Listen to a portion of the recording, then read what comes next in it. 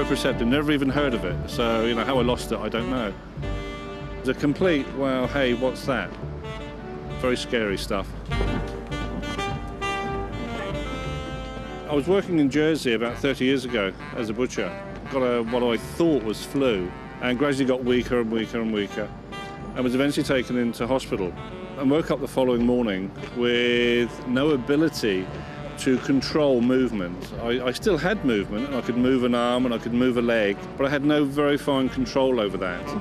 The consequences were that I couldn't control my body without looking at what was happening. It wasn't for some time that I found that key, that I had to associate vision with picking up feedback.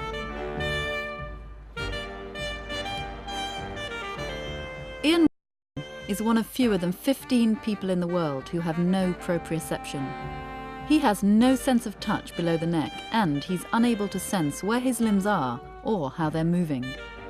With the help of neurophysiologist Jonathan Cole, he's become the only sufferer from this rare condition to regain his mobility.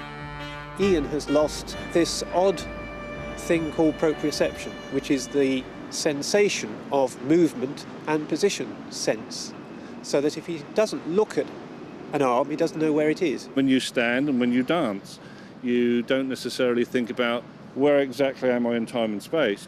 I have to think about all the processes that go on behind that, developing the movement. Am I safe? Am I in the right position? And then slowly he realised that if he looked at a moving part and then thought and willed it to move, he could control that movement.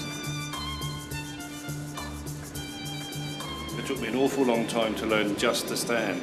And I even say that today, one of the toughest things that I have to do is to stand perfectly still. It was very, very difficult to learn the concept that if you put an arm out, you'd go that way. That's what things do. So I had to lean slightly that way. And they tried to use mirrors, which you use as a dancing field.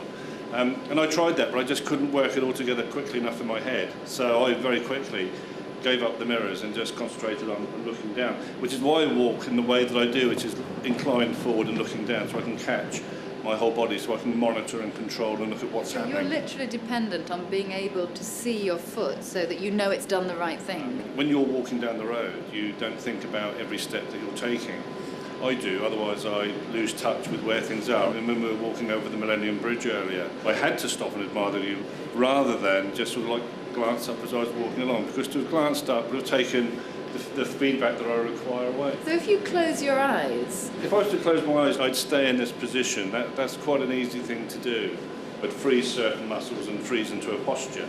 But if we go back the 25 years or so when I was first disabled, if I was to close my eyes for more than a few seconds, I'd fall over. I hadn't learned these strategies of freezing the tummy muscles. I think I'm understanding what you physically have to go through, but what is the neurological explanation for what Ian's going through? There are peripheral nerves that go to the skin, go to the muscles, go to the joints.